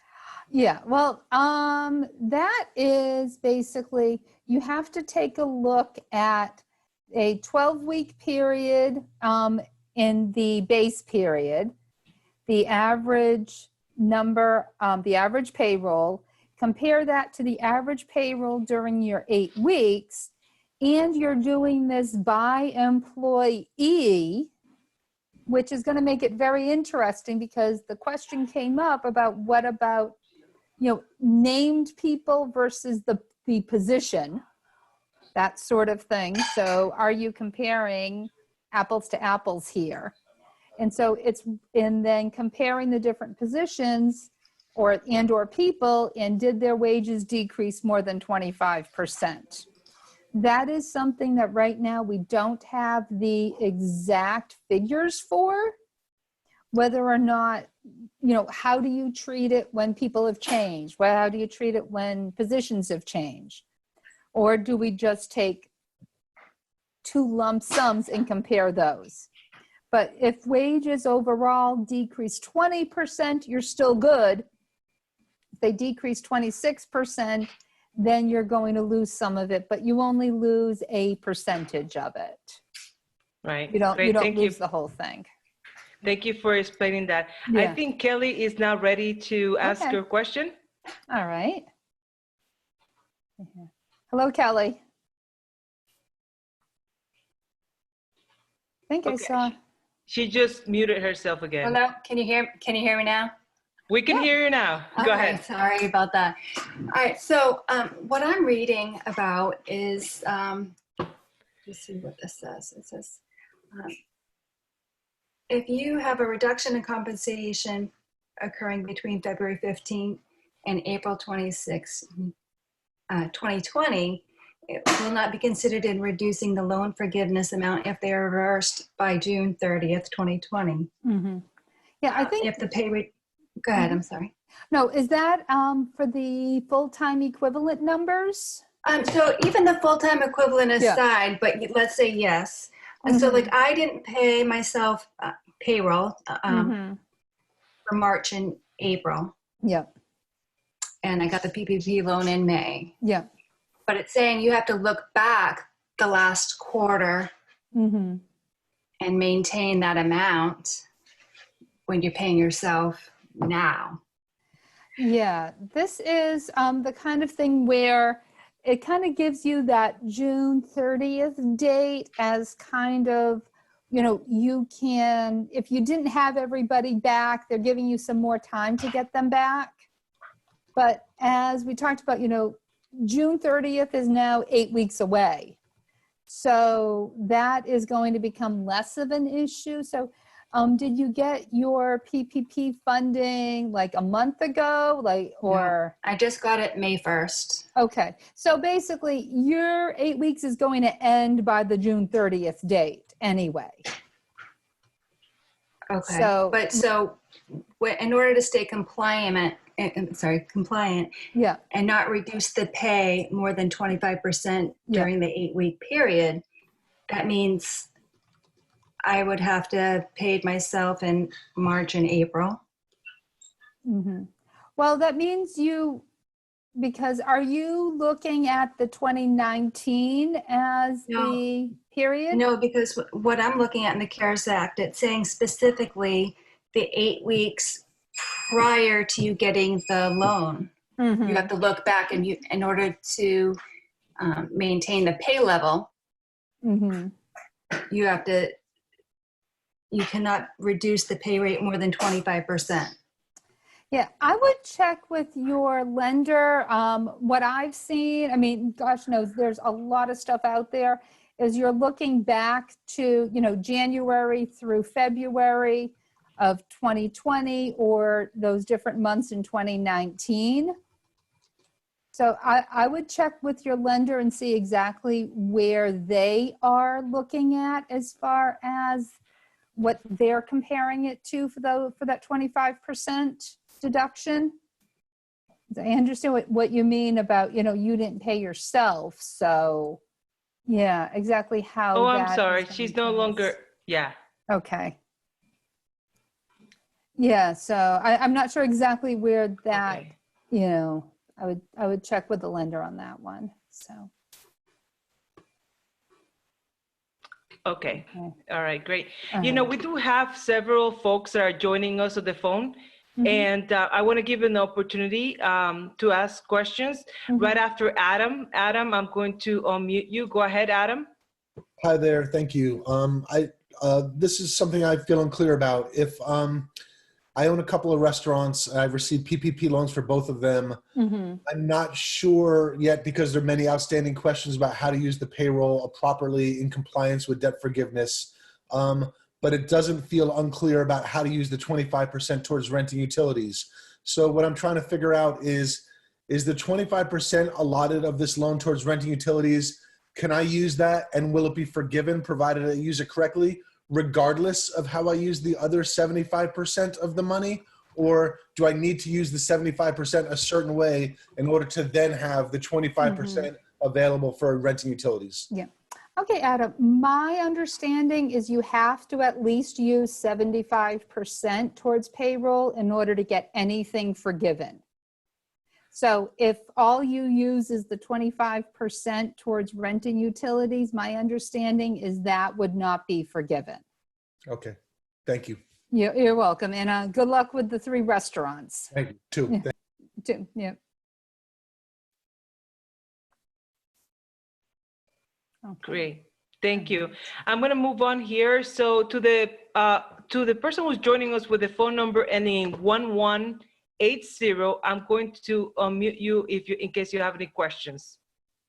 Do you have any questions? 1180? Okay. Not at this time. Okay, thank you. Moving on. Okay. The person ending with the phone Thank number you. 2982.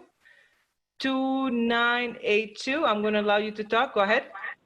Yes, the question regarding, and it might be I'm just mixed up, but when we compare the 12-week base period,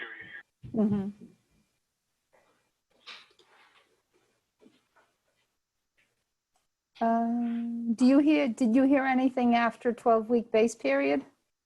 No, I didn't. Hold on. Go ahead and ask your question. Sorry. when you compare it to the 8 weeks, and if the person is paid the same amount, we're starting out at 33% decrease. Yeah, this is, you are doing like an apples to oranges comparison right there, just the way the whole thing is set up.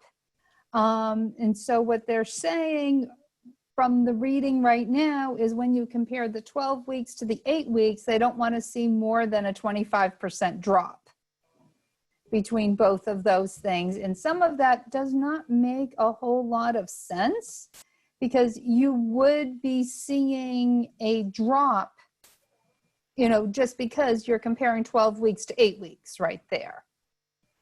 So this one is, I'd say, at least a bit fuzzy here. That's what the regulations are saying at this point. And I think this is one of those things where we're really going to need some guidance as far as, once people start applying for forgiveness, exactly how they're going to do this. One thing I'm often reminded of is that these regulations were written by a group of politicians, most of whom are lawyers. These were not written by people from the SBA. These were not written by accountants or business lawyers or tax preparers or anything like that. Right. So we have to, so someone at the SBA and the IRS needs to figure out what the heck they meant by that. So, sorry, I can't give you a better explanation than that.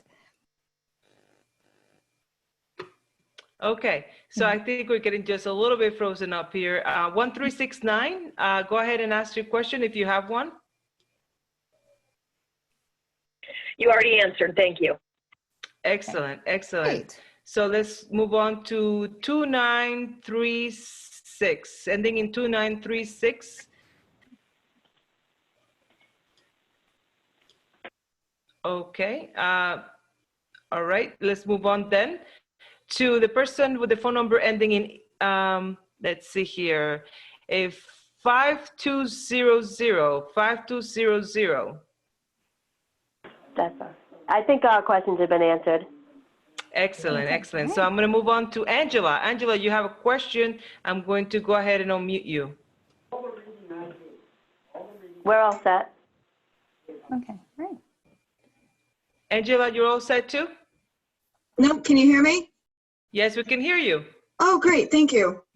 My question has to do with being a sole proprietor and trying to figure out the payments that you need to have per week. So what if our business is accrual based? So what if we did one balloon payment on day 56? Would that matter? My understanding is no, that would not matter, because Okay. at the end of the day, you know, when you go to apply for forgiveness, you know, how much did you take, you know, as payroll, as your draw, that is the number. So. Okay, because normally how it would work, if we had a client and we worked with them, usually it's 80 hours, and then I would bill them and then get the invoice, they would pay me, and then, you know, sometimes it'd be a month or 2 months out anyway. Yeah. So I didn't know if I could just pay myself 75% of the actual PPP loan that I got on day 56 and call it a day. Well, one other thing to look at as a sole proprietor is check the numbers, because what they're going to be looking at for forgiveness is taking that line 31 on your Schedule C, you know, divide that by 52 weeks times the 8 weeks of the PPP loan. And that is the amount, you know, that can be forgiven for payroll, which does not equate exactly to 75% of the PPP amount, because that was monthly times 2.5. So. Well, I did something very intriguing, is that I waited to the second round on purpose to try and figure out all the tweaking. Yep. I purposely, I did. Thank goodness I slipped in, but I purposely only asked for a loan amount that was exactly that amount. Oh, okay. All right. So that I could just pay myself that one check, that one balloon payment that I normally would just get from a client. Yep. Okay. Yep. Okay. Yep. That sounds good. I mean, the only thing I would say, you know, as always, you know, if you're waiting till the very last moment like that, just double check the amount with your loan advisor. But it sounds like, you know, that is going to be the exact amount. So you're in good shape.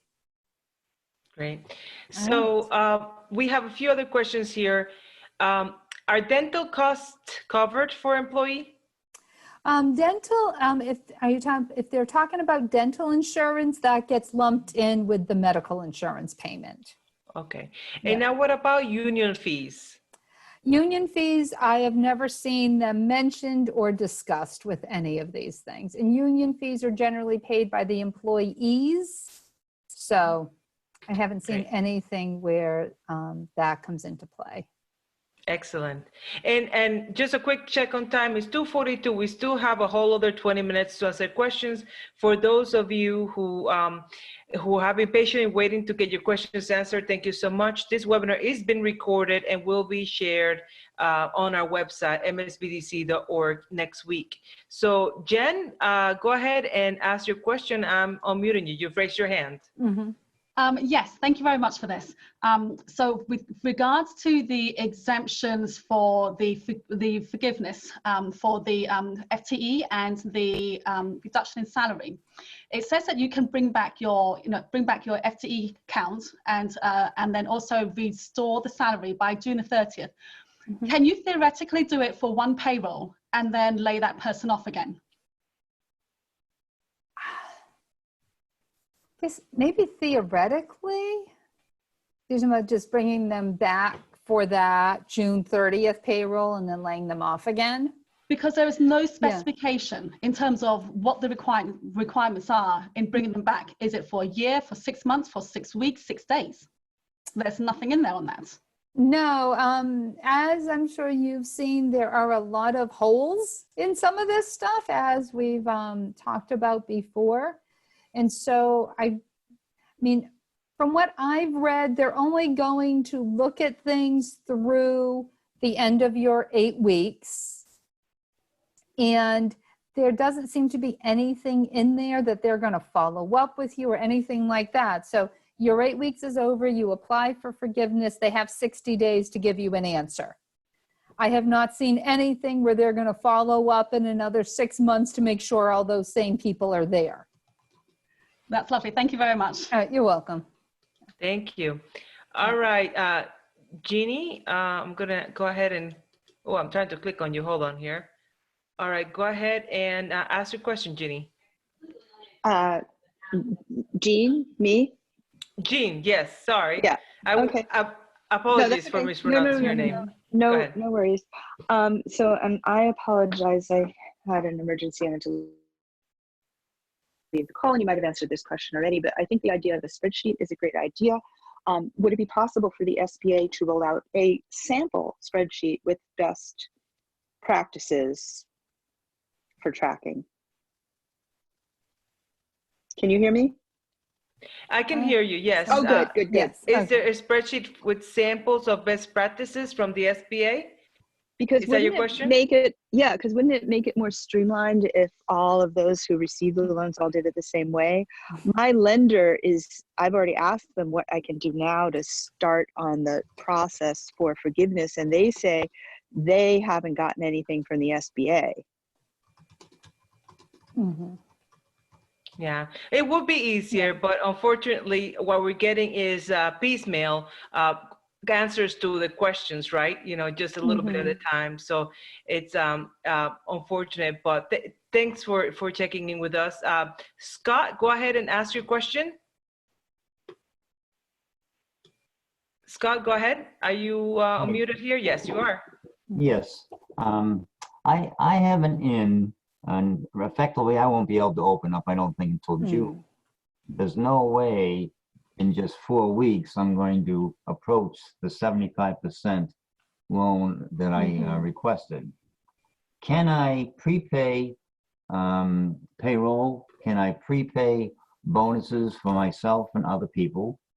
And then my lender purposely had me take what I had put down on my application for myself out. He said it wasn't allowed. All right. I can't really speak to why the lender or what the reasoning was for removing some stuff from there. As far as prepayments go, I mean, payroll is payroll. So when you run a payroll, it is assumed these people are getting paid for some reason. It's not necessarily that you're telling the payroll company I'm paying them for 3 weeks out. So that would be, I guess, if you wanted to pay them now, you could pay them now. So are you saying like pay them now, but then not pay them in the future when they actually come back to work? I think so. I think that may be the question. Stuff like that. To me, that kind of comes under like employment law. So I would check with them, you know, check with an employment lawyer or something like that. I always look at like the potential worst case scenario, like those people are working and a week you weren't planning on paying them. And just because of Murphy's Law, that's going to be the week someone falls down and gets hurt, you know? Exactly. And files a workers' comp claim. So. All right.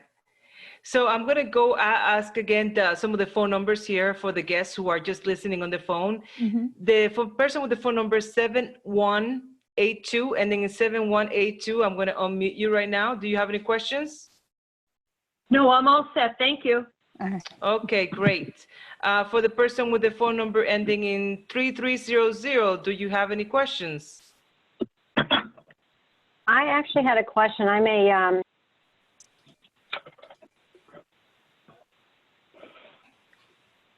Do you have a question right now? I think not sure what's going on there. Well, I'll come back to you. Jerry has a question. He's raised his hand. Go ahead, Jerry. Actually, Jerry's a she, but thank you. I have a question about, you were talking about leases. So I signed a new lease to the place I've been at for 5 years on April 1st. Does that mean my April and May rent, I can't use this PPP loan? No, I would say, I'm sure you have a copy of your prior lease. Yes. And then you just renewed it. Yes. I think you're fine. Okay, and then I think this has been answered, but I just want to clarify it.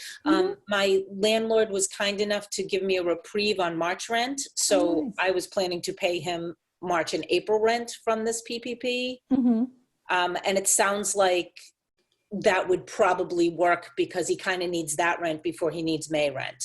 Right. Right. As long as, you know what, you have some sort of a receipt that, you know, in that it was, you know, in both of those months are paid within the 8-week time period, you're all set with that, Jerry. Yeah. Is it okay for me to ask one more question that's a different one? Okay, beautiful. Okay, so I'm a sole proprietor, and you did mention, so some of these, like the 25%, the utilities, things like that, could get a little bit murky, I think, and it's just lots of like what counts, what doesn't. So would it be okay for me as a sole proprietor to take the full lump sum, which was that 2.5 times the Schedule C, that amount, put it all into my personal savings, and then basically loan my business money to pay what needs to be paid? I mean, how you handle the funds, you know, is up to you. It's just going to be a matter of when you go for loan forgiveness and you show what was paid out of those funds. I think you would have a hard time doing that if, you know, if everything just got moved to your savings, if that's what you were saying. No, I guess what I'm saying is some people are using 100% of their PPP loan as a sole proprietor to pay themselves, which is 2.5 times your 8 week. It's more than it's more than what you would get each week. You're saying only the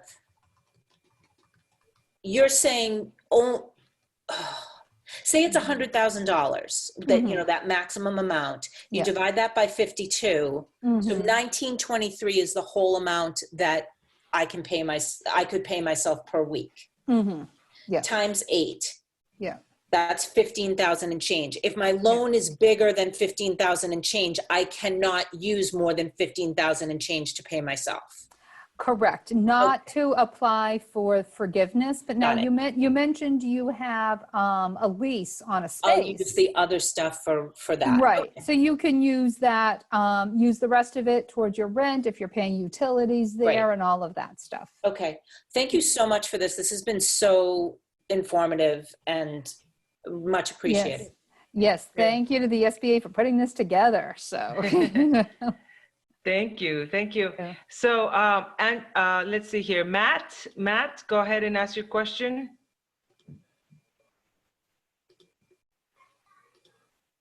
Okay. Hi. Can you hear me? Yes. Yes. Yes, we can. Yeah, so I'm a sole proprietor, and I did see you say that you could use 100% of the funds for payroll, because it's looking like I'm going to have a tough time coming up with 25% of the loan that would be forgiveness. Can I just take my full amount of the loan, divide it by 8 payments, and pay myself All right. that way? Here's the little twist since you are a sole proprietor, Matt. So for businesses with W-2 employees who are, have people on an actual payroll, they can use 100% of that loan for payroll. As a sole proprietor, you are limited by what your income was in 2019. So once you take that line 31 of your Schedule C, divide by 52 times 8, that's the most that you can count towards your own payroll as a sole proprietor. And if you had taken the full amount of the loan, which was the monthly times 2.5, you're going to end up with a chunk of money there.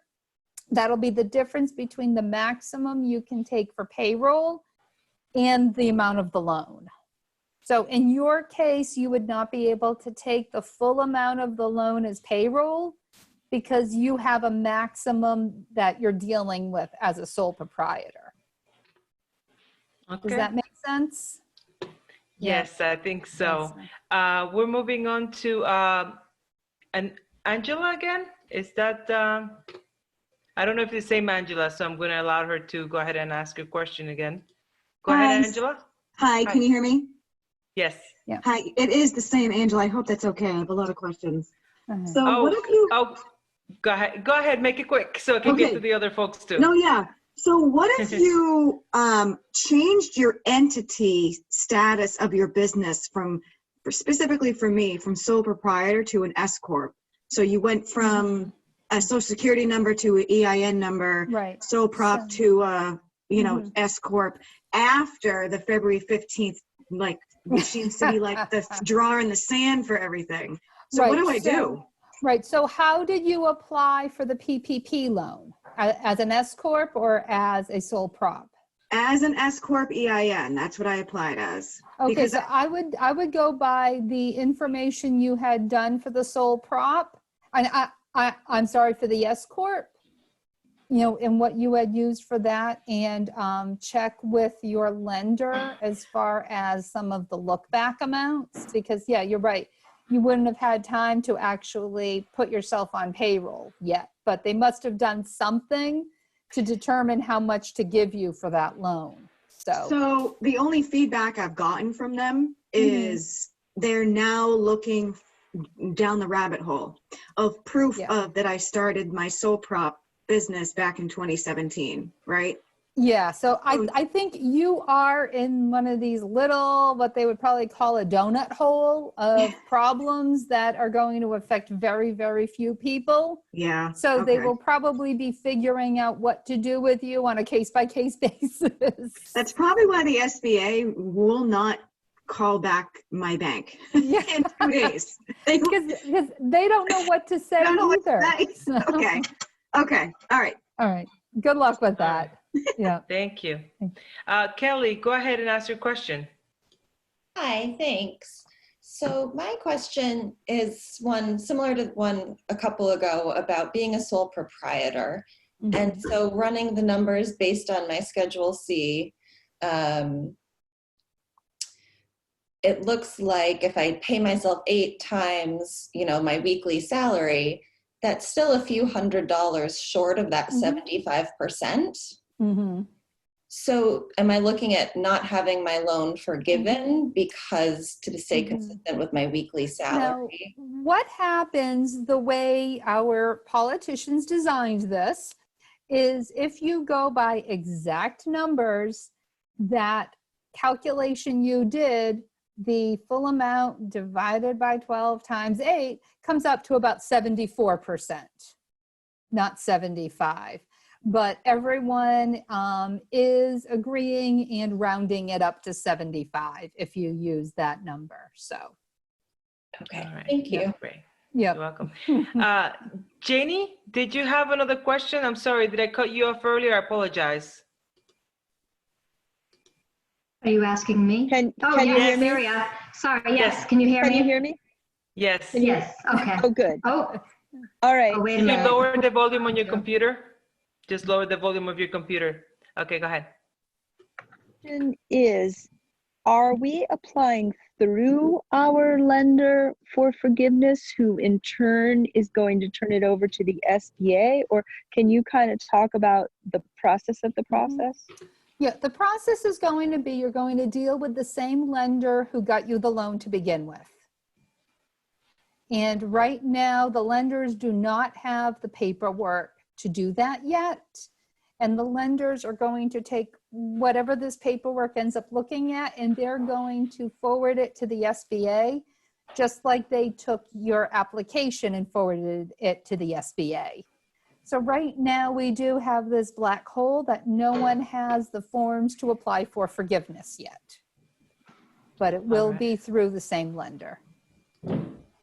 Great. Whoever's next in line here, Jennifer, go ahead and ask your question. Hi, thank you for taking my question. My question is for unemployment insurance. Is the amount that will be forgiven, is it prorated over 8 weeks, or is it the Q2 amount? Or we received our PPP loan before we made our first quarter payment. So would we use that amount? Which amount would we use? You know what? That has not been completely determined yet. As with so many other things, one thing that I've seen done on like spreadsheets and things like that is, you know, if you use a payroll service, you know, they withhold the unemployment amount each time you run payroll, and then they pay it all when it's due at the end of the quarter. So I've been seeing what we've started doing is just using that amount with each payroll as the amount for unemployment. We do not have any exact guidance if that's the right way to do it or if that's how they're going to be calculating it. But right now, that's the best that we have. And it won't be until you go to apply for forgiveness and we see the actual paperwork that we'll know exactly what to do with that. Great. Okay, thank you. Yeah. Thank you. Karen, is it okay with you if we go over maybe 10 more minutes? Just 10 minutes? And then, so let's see how many more we can fit in. Lisa, go ahead and ask your question. Hello? Can you hear me? Yes. Yes, okay. I can hear. I'm a nonprofit, and I'm curious on our loan was deposited on the 5th. I paid my rent on the 4th. So does that mean that's not eligible? Based on everything I have seen now, that is correct, because that date starts on the date of that deposit. Okay. But on the good news side, if you always pay your rent on the 4th, you'll be able to catch up at the end of the loan. Just make sure to pay that final rent payment, you know, maybe on the 1st or 2nd, just to make sure you get it in there. So. Great, good advice. Yeah. Amanda, go ahead and ask your question. Hi, how you doing? So we already know the answer to this, Amanda and I, but just want to get it out there because nobody's been able to give us a legitimate answer to this yet. But so we had an employee of ours. We kept him on salary from that February date through mid-April, even though there was no work for him to do. Our company effectively shut down. Reason being, we kept on having the PPP money is about to come with our lender for a number of weeks. And so we were trying to do the right thing, trying to be a good employer and make sure that he could take care of his family. Now we're in the beginning of May, we're about to get the PPP finally. We have the money in hand. What we're wondering is, are we able to, for lack of a better term, recoup the cost of the payroll that we put out for him from May through April, rather than pay him for another 8 weeks? Our business is still shut down. So we're going to once again have another 8 weeks of paying him for not to not be working, basically. Right. You know, because now we're out money rather than being able to pass through money to our employee. Right, right. So now, unfortunately, you cannot apply those past payroll numbers to the current amounts due because the PPP money is meant to help businesses pay their payroll from the date of the loan through 8 weeks. So Right. I have not seen anything where that allows you to go backwards. So unfortunately, no, you can't apply it towards past payrolls. Okay. Yeah. All right. Mark, go ahead and ask your question. We have a Mark Robinson here. Go ahead and ask your question. Oh, hey, hang on. Yeah, we can hear you now. All right. Go ahead. Payroll is my question. Is they got somebody they got funded Sunday, their normal payrolls every 2 weeks, they pay off on the following Friday. How does that work for timing? Because the payroll this week was earned for 2 weeks before, and then at the end, the last 2 weeks they work won't be paid until after the end of the 8-week period. Right. So our understanding right now is it depends completely on the date the payroll is paid during these 8 weeks. We have not seen anything about accrued payroll. The good thing to know, Mark, is that clients of mine who have gotten their PPP money at different points, like during a 2-week biweekly payroll cycle, they've all managed to get 4 weeks of payroll in. Okay. Even when the dates are just a little bit off. Okay. You know, so I understand your concern with that accrued payroll, but everything we've seen is it goes by the date the payroll is All right, so actually the date of the paid. payroll check, just like it does for payroll taxes. Yes. Yep. The exact same thing, Mark. Yep. Okay. You know All your right. Thank payroll. you. Yep. You're welcome. Great. There's this next person in line. I can't read the name here. Starts with a D. It might be me. Yes. Danielle. Okay, yes. there you go. Hi. Many of my colleagues are in the same boat. It seemed rather hopeless that we would ever get PPP loans. So as sole proprietors, we took advantage of the PUA program in Massachusetts, and we have seen several weeks of claims being deposited into our bank accounts. And then suddenly, you know, magically, we got a PPP loan. And earlier you had mentioned something about how it was not a good idea to do PUA and PPP. But we've already taken PUA, and now we have this PPP in our bank accounts.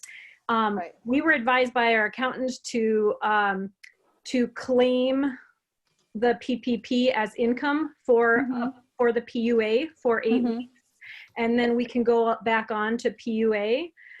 Because as wedding photographers, it's unlikely that we will be having work anytime soon. Yes. So is that what you would? Yes, and what I said about not taking both is you don't want both at the same time.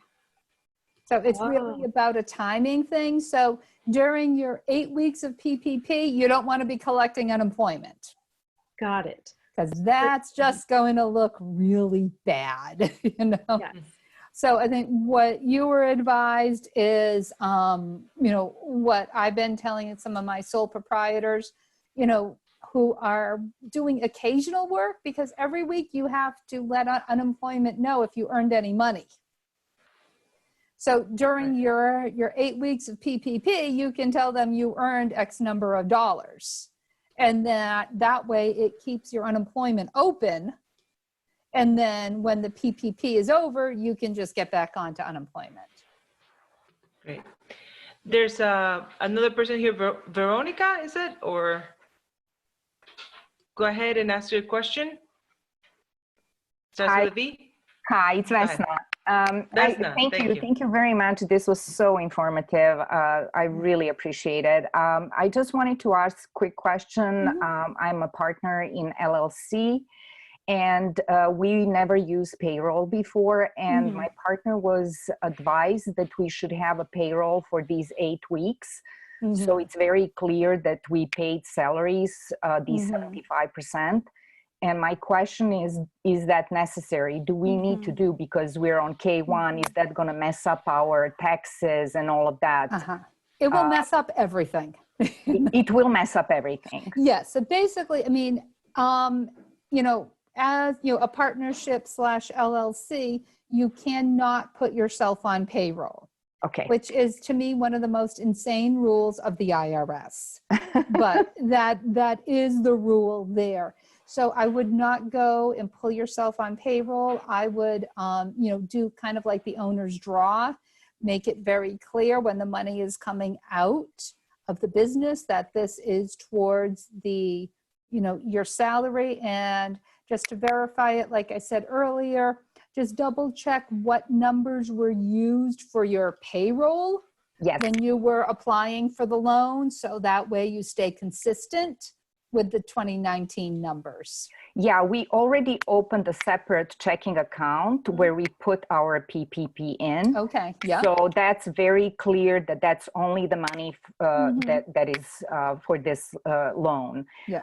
Another quick question. Thank you very much. This is very important. And just one more question is, if we don't, like some people were asking this as a sole proprietors, and I'm asking now as two owners of LLC, if we don't spend 100%, can we pay ourselves bonuses, or can all of this money, instead of being split into utilities, just go for our salaries, or however, can we just use all the money? Right. As the LLC, you are more put in with the sole proprietors in this case, rather than the corporations.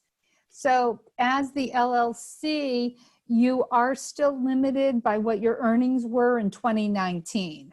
Okay. So that you won't be able to give yourself a bonus or anything like that. Okay. And just one last question is the cable TV part of utilities? You know, right, because you have a bundle, correct? Yes. We all have bundles these days. And what I advise my tax clients as well is take that bill and, you know, parse out what the internet is. Parse out, a lot of times I'll use the telephone portion as well, if someone has a fax machine for the business hooked up to that. So, and I never write off the cable TV portion, because I've never been able to come up with a good reason to tell the IRS why someone's cable is necessary for their business. So unless someone has some ideas, I'm willing to hear them out. So, but yeah, so I would just use the internet portion and maybe the telephone, so. Great. Thank you so much, Karen, for spending this over 2 hours now with us. I know we could probably go on and on. There's still a lot of questions out there. We appreciate everybody's patience. I hope we've answered many of your questions today. I know we have. So if you still have questions that have not yet been answered, I'm putting on the screen right now contacts of folks that you can talk to that may have answers to all of these unanswered questions that you can get guidance. Also, another really good rule of thumb is that there are some things that might be on gray area that you may need to go back and talk to your lender and get guidance from your lender about as well. So, and this whole question about 8-week period to be extended beyond June 30th, we'll find out very soon from the SBA what's going to happen with that. So thank you so much, everybody, for joining us today. I do want to remind you that we have other webinars coming up next week. We have a market research and rebranding webinar next week. For those of you who are looking to do that, there's even more webinars next week about reopening your business, anything from CDC guidelines on reopening your business, as well as policies and safety policies that you should put in place prior to reopening your business. That's coming up next week. I believe that's on Wednesday. So keep an eye out on our website for for that information. I want to thank again everyone, all of the organizations that make this webinar possible, from the Center for Women Enterprise, Franklin County CDC, Master of Capital Corporation, Valley Community Development, SCORE, as well as the SBA, the state of Massachusetts, and of course the MSPDC, the Small Business Development Center. And last but not least, to our trooper, our presenter today, Karen, for hanging in there. I think this has been our longest webinar yet, and also the most attended webinar. Thank you for being with us. Thank you for handling the chat in the Q&A. I never could have done this by myself. So thank you so much. And thank you to everyone for attending, and best of luck with your PPP loans. Thank you. Thank you. Have a good afternoon and a good weekend. Okay. Bye now. Bye-bye.